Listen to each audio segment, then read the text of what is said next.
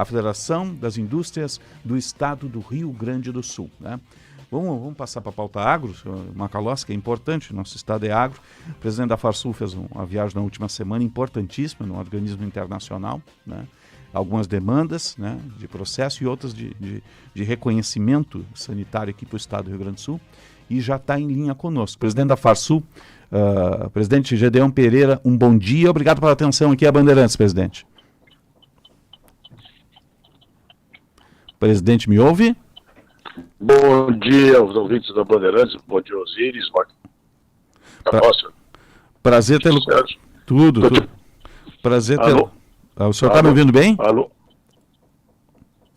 Não. Estou te ouvindo bem agora, como é que tu está me ouvindo? Agora melhorou. Presidente, qual a importância tanto da demanda junto lá ao organismo internacional, quanto esse reconhecimento agora para a nossa questão sanitária? Olha, realmente eu diria que foi um passo muito importante para o Brasil, esse título de livre de febre aftosa sem vacinação. Porque realmente está mostrando ao mundo, nós como grandes exportadores somos da proteína animal, aliás o maior do mundo, tanto carne bovina como carne de frango, como carne suína. Isso significa um atestado da qualidade daquilo que nós estamos fazendo no território nacional quanto ao aspecto sanitário. E não só o aspecto sanitário, a qualidade do produto em si também. Então esse atestado é muito importante porque o Brasil precisa continuar conquistando mercados, nós precisamos estar presentes em cada vez mais mercados do mundo. E isso aí nos oportuniza novos mercados, exemplo de Japão, Coreia do Sul, a própria Turquia, no futuro breve, que poderão abrir, além de estar aumentando as exportações para a Europa, apesar das retóricas europeias quanto às questões ambientais no Brasil, mas estão aumentando as importações de carne, assim como para os Estados Unidos. Sim, agora, essa queda de braço dos Estados Unidos com a China, né, isso pode nos ensejar uma janela importante? Conseguimos entregar produto para os Estados Unidos, presidente? Sem dúvida nenhuma, desde que não haja nenhum erro de interpretação governamental por questões ideológicas, o que seria muito lastimável, desde que nós olhemos para os mercados sem qualquer outro tipo de viés, nós poderemos seguir aproveitando estas oportunidades, sim, porque realmente esse cenário, essa discussão entre China e Estados Unidos poderá beneficiar o nosso país em diversos produtos, não só nas carnes, mas também questão da soja, questão do milho, até o próprio algodão, que o Brasil pode ter vantagens. Agora nós temos que saber caminhar nisso aí, porque o Brasil ainda não descobriu, os governantes brasileiros, que o Brasil é uma potência agrícola. E potência agrícola mundial significa que nós temos um poder muito importante. É o que se convenciona chamar de soft power. É o poder do alimento, é o poder de quem tem a comida na mão para o mundo que cada vez é mais ávido. Porque na realidade nós vemos esses países asiáticos, principalmente a Ásia, a China e a própria Índia, com esses crescimentos econômicos importantes, que necessitam cada vez mais alimentos. E o único lugar do mundo que pode aumentar ainda por muito tempo a produção é o nosso país continental, sem dúvida nenhuma, porque é o único que descobriu essa fantástica agricultura tropical, que hoje é desenvolvida no país, fazendo 2 e até 3 safras do mesmo hectare por ano. O presidente Gedeon Macalossi aqui, bom dia, é um prazer falar com o senhor novamente.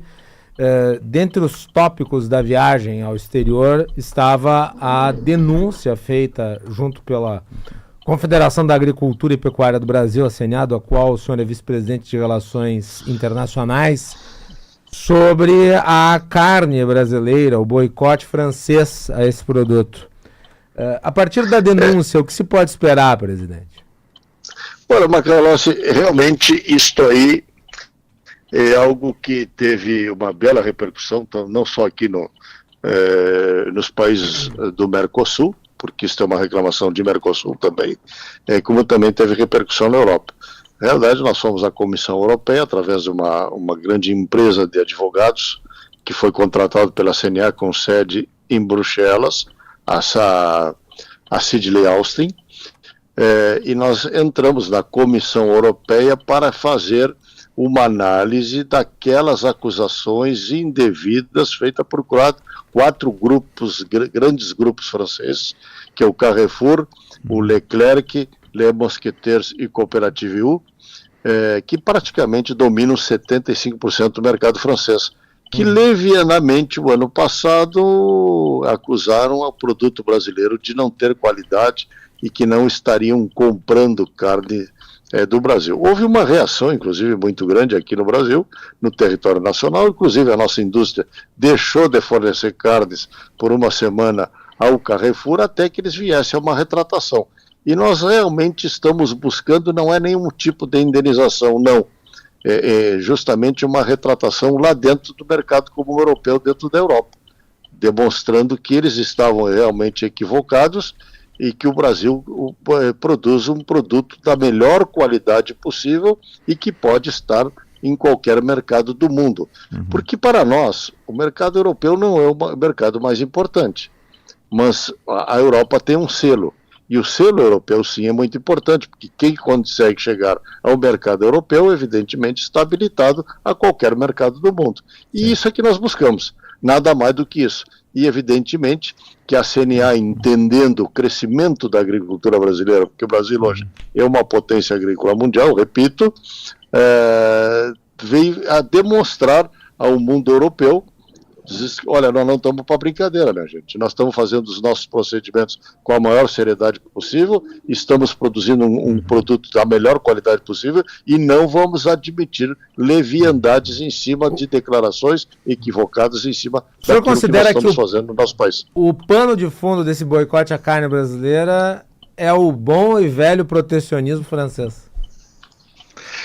Eu diria que até mais do que o velho e bom protecionismo francês, se não o protecionismo que sai de Bruxelas, né? Protegendo a União Europeia. Geral, a comunidade econômica. A União Europeia, sem dúvida nenhuma, em todos os sentidos, porque eles não são competitivos, perdem a competitividade, não é porque, já por N razões, a agricultura europeia é fortemente subsidiada, um peso muito importante de subsídios eles têm, em números inimagináveis aqui para nós, e eles não conseguem competir com a agricultura sul-americana, a agricultura do Mercosul, e muito menos com a agricultura brasileira, porque o Brasil atingiu uma eficiência inesperada pelo mundo, porque na realidade o único país que tem uma agricultura tropical desenvolvida no planeta Terra é o nosso país, e com muito sucesso, com mais sucesso que as agriculturas de clima temperado, diga-se de passagem. Então, isto está tendo uma dificuldade em termos concorrenciais, mas a grande vantagem que a humanidade está tendo é que está tendo comida mais barata, inclusive no nosso país. Sim, presidente, a União Europeia vem acelerando o processo, né, de união com o Mercosul aqui. Isso pode quebrar a resistência francesa, já que os franceses foram voto vencidos no Conselho? É bem provável que sim. Nós, como tivemos vários e diversos contatos lá na Europa com o pessoal de mercado, está havendo uma tendência agora maior, porque estava tendo uma grande dificuldade da ratificação pelos parlamentos dos 27 países que compõem a Comunidade Econômica Europeia, de ratificar o acordo. Muito discutido, muito contrariado pela França, a Itália seria o pêndulo, tipo a Polônia, alguns outros países assim que não estavam querendo, mas de qualquer maneira, da maneira que está colocada agora, e com a era do Trump, que mudou as relações comerciais do mundo com essa enxurrada de tarifas que o presidente Trump largou a diversos países do mundo, inclusive nós, parece que agora há uma tendência europeia assim a assinar o acordo União Europeia-Mercosul, o tratado comercial, que deverá ser o maior tratado comercial do mundo, né? Diga-se de passagem. Sim, presidente, o setor pecuária, grãos, vem sofrendo aí, já vem de 3 estiagens, vem de uma tragédia climática o ano passado, né? E tem o processo de securitização, parece que travado lá em Brasília, né? Como é que o senhor avalia esse momento e também a atuação do ministro Fávaro, né? Olha, eu diria o seguinte, o produtor rural do Rio Grande do Sul vive uma situação dramática, porque veja bem, nós podemos aceitar ou não aceitar mudanças climáticas, não vamos entrar nessa seara, nessa discussão, mas que o Rio Grande do Sul está no epicentro de uma mudança do clima, está. porque nós temos, de 20 a 25, nós temos 4 secas com 2 grandes enchentes pelo meio, isso praticamente vem destruindo as reservas econômicas e financeiras do sistema como um todo. Então hoje nós temos um sistema financeiro exaurido, um sistema das cooperativas exauridos, o sistema das cerealistas e das revendas de produtos químicos exauridos, que hoje está todo mundo de freio de mão puxado porque o dinheiro desapareceu, porque evidentemente as colheitas foram muito ruins. Este ano a de 25, que é a Padecal, em todo o sistema, nós tínhamos previsão de colher 25 milhões de toneladas de soja e colhemos 13,7 milhões de toneladas, ou seja, perdemos mais de 10 milhões de toneladas. Isso aí é muito recurso que deixa de entrar na mão do produtor. Nós calculamos hoje que todo esse período aí de 20 a 25 deixou de circular qualquer coisa em torno de 200 bilhões de reais no bolso dos produtores rurais. Então isso esgotou o sistema. E hoje o produtor rural está numa dificuldade muito grande, enorme. A dificuldade, tanto sob o ponto de vista de que se não vier um socorro de nível federal de longo prazo para que o produtor possa reiniciar a sua atividade, muitos vão sair da atividade, lastimavelmente, porque realmente não tem como, não tem suporte que aguente uma situação dessas aí, por melhor gerente que seja. O senhor não considera, vamos lá, a bancada identificada com o agronegócio, ela é bastante abrangente, e há o projeto de securitização do senador Heinz. Por que o projeto não anda, se há tantos senadores e parlamentares e deputados que dizem se interessar pelo rumo do agronegócio brasileiro? Eu te diria que o processo é muito burocrático, porque o PL é muito bom, só que o PL é nacional, ele não vai pegar só o estado do Rio Grande do Sul. O PL pegaria todos os produtores rurais do Brasil inteiro que estão com dificuldade, porque aí no Mato Grosso do Sul também tem bastante gente com dificuldade. E é um processo muito burocrático, ele recém passou na Comissão de Agricultura, agora ele tem que passar na Comissão de Economia, depois vai ao Senado, volta, e eu te dizer assim exatamente qual é a tramitação, eu não saberia te dizer, mas ele demora, ele é de muito longo prazo. Mas quando os parlamentares têm interesse, eles derrubam essas burocracias e votam urgência. Bota urgência e ele corre, né? E é isso que me chama a atenção, porque nós estamos falando do setor produtivo que foi responsável pelo crescimento do PIB do primeiro trimestre do ano. 12%. Mas não parece pouca coisa. Mas vamos olhar uma coisa, o problema é do Rio Grande do Sul, não é do Brasil, né? Quer dizer, então, tu sai do Rio Grande do Sul e vai a Brasília, e eu tenho andado por esse país, tu vê que realmente o sentimento não é aquele sentimento de crise.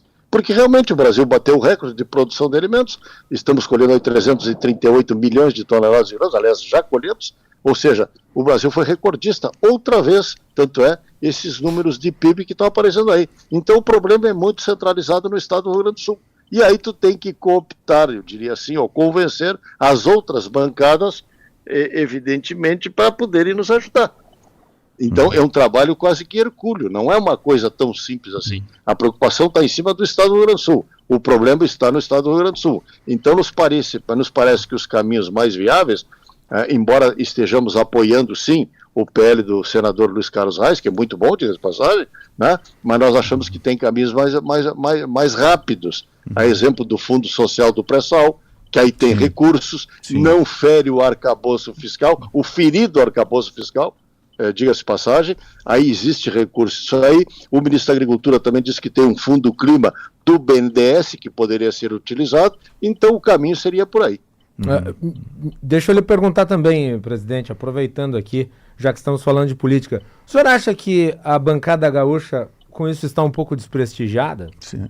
Já que é necessário convencer bancadas de outros estados a, digamos, engrossarem o caldo desta pauta. O senhor acha que o trabalho da bancada gaúcha está sendo efetivo? E perdemos poder político, presidente? Não, eu não chegaria a tanto, até porque a minha capacidade política é bastante limitada para fazer esse tipo de análise.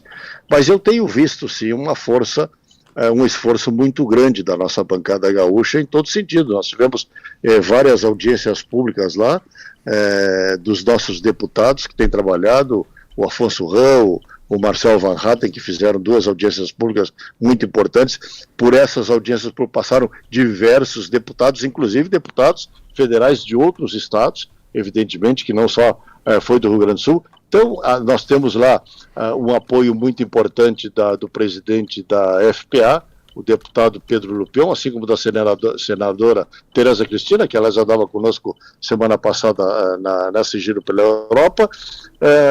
Eu te diria que eles estão fazendo um trabalho muito bom, sim, muito sério, muito competente. Então eu não vou fazer análise se está mais enfraquecido ou não. O fato é que nós somos apenas o 27º estado da federação, o primeiro, ou o último, não sei se o mundo é visto de baixo para cima ou de cima para baixo. Nós estamos aqui no sul do país, e isso significa um esforço maior. Agora, acho que nós temos que centrar esforço naquilo que possa ser execuível no mais curto prazo possível, porque os produtores não têm menor condições de voltar a semear, a plantar. Agora na primavera, já a safra de trigo neste inverno já vai ser menor, porque não há capital para fazer o investimento em semente, fertilizante, óleo diesel, etc., etc., e a safra de primavera já está logo aí para a próxima safra de verão. Portanto, se não tiver um auxílio forte, uma solução de dívida de longo prazo, porque curto prazo nós já tivemos o ano passado e não resolveu, obviamente, sabíamos disso. Se não tivermos algo de longo prazo, realmente nós vamos ter, pela primeira vez na história, uma diminuição na área plantada do estado do Rio Grande do Sul. Presidente, fala de mercado, o carne, grãos, eles terão uma estabilização de preços? A gente tem aquela cesta de alimentos que é sempre muito questionada. Qual é a visão que o senhor tem? Osíris, a nossa situação, eu diria que é mais tranquila no setor da carne bovina. O arroz, veja bem o que estava acontecendo com o arroz. Uma cultura que vinha bem, o pessoal colheu muito bem, e, no entanto, ano passado nós estávamos vendendo um saco de arroz a R$120, e houve aquele baita movimento do Ministério da Agricultura com a Conab de querer importar arroz. Vocês lembram muito bem disso aí? Foi uma luta quase que impressionante naquela época para tentarmos derrubar essa intenção. No entanto, este ano o arroz está a 60, 65, R$70, a metade do valor do ano passado, está trazendo essa produção também para a crise, e o governo federal não faz nada. Agora eles não estão fazendo nada, olha bem. Então chega a ser incoerente, né? Mas de qualquer maneira, o setor agrícola como um todo está em crise. A soja está com preço baixo, R$120, R$130 no Porto Rio Grande. O arroz hoje praticando R$65, R$70, preço baixo. A carne bovina é que está melhor. Eu diria assim que está avançando em diversos mercados. Agora, a carne de frango teve um problema sério com a influenza aviária, ou gripe das galinhas, vamos dizer assim, que ela é mortal, e testou muito bem o nosso serviço sanitário, que foi altamente eficaz, deu uma demonstração rápido, né, ao mundo de eficiência, demonstração ao mundo daquilo que nós estamos fazendo com qualidade. Por isso que nós estamos aí pressionando todo mundo, dizendo a qualidade com que o Brasil está fazendo as coisas, né? Porque debelaram rapidamente este surto, o Brasil já está na contagem regressiva para voltar, e principalmente o Rio Grande do Sul, porque outras unidades da federação, e não é os outros, é Paraná, Santa Catarina e Rio Grande do Sul, que são muito fortes em carne de frango, carne aviária, que estava bem cotada no mercado internacional, com uma carne suína que estava vendendo bem. O milho está numa situação absolutamente nova, mas não aqui para nós, mas no Brasil Central, porque tem grandes investimentos em novas fábricas de etanol de milho, e com subproduto de DGS, que é um produto muito utilizado na engorda bovina. Então, realmente, eu te diria que a situação da agricultura não é só uma questão de endividamento, também nós temos uma situação de preços bastante delicados e baixos neste momento, que ainda pressiona mais ao produtor rural. Presidente da Farsul, Gedeão Pereira, obrigado pelo seu tempo, sua atenção. Sei que o senhor está no deslocamento na estrada aí. Um bom dia de trabalho, até um próximo contato, presidente. Meus amigos da Band, muito obrigado por este contato, por essa oportunidade. Um abraço, Sérgio, um abraço, Osíris, um abraço, Macalossi. Um abraço. Estamos sempre à disposição de vocês. Forte abraço, presidente. Tá? Presidente da Farsul, Gedeão Pereira, empresário, produtor, né? Presidente de uma das principais entidades do agro da América Latina, que é a nossa Farsul aqui, e vice-presidente da Confederação Nacional também de Agricultura, e esteve na Europa nessas duas demandas, né? A questão de mercado e outra questão de sanidade. e nos dando uma recorrida desse planejamento. E ele me chama a atenção que ele fala em outras duas alternativas à securitização, né? Desses dois fundos aí. Então, só que parece que o troço, acho que ele perdeu o poder político mesmo, porque o troço fica travado. Tem um ministro, que é o Fábio, que é do ramo, vamos dizer assim, né? Então, e parece que ele tá travado completamente, as coisas não andam, né? Não parece que o governo produtor não vai ter acesso ao plano safra, a pauta. Pois é.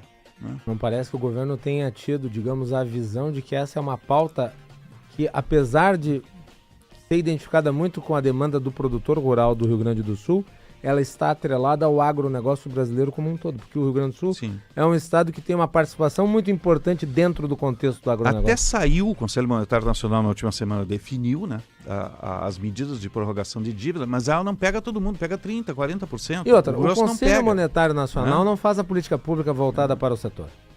Não, mas ele foi demandado pelo Ministério da Foi, Agricultura. mas não é ele o responsável pela política pública. Ele tomou ali uma medida que é um paliativo. Não, e ela não abriga todos, essa é a questão. Mais de 60% não estão naquele guarda-chuva e essas pessoas precisam ter um mínimo de capitalização para poder acessar o plano safra. Se ele está negativado, ele não vai conseguir. Até comentei ontem à noite, as entidades econômicas aqui do estado se unificaram em termos de discurso e publicaram uma nota, né, uma carta pública, aí são mais de 100 entidades econômicas apoiando o PL do senador Reins. Um PL que eu acho que tem de ser votado o quanto antes. Tem de ser aprovado, porque isto... Mas não ganhou urgência. Dará aos produtores rurais pelo menos um mínimo de estabilidade. Nós estamos falando aí de uma dívida bilionária que não é consequência da inadimplência dos produtores. É consequência de um contexto climático ao qual os produtores, os gaúchos em geral, foram submetidos. Agora, isso que me chama a atenção, né? O Centrão manda no Congresso, é ou não é? Câmara Alta e Câmara Baixa. Como é que não botou uma urgência nesse PL? Isso que eu estou estranhando, né? Com todo o poder que tem o Centrão aí nesse processo, né? 10 horas, você está ligado no Jornal Gente, informação, análise, projeção.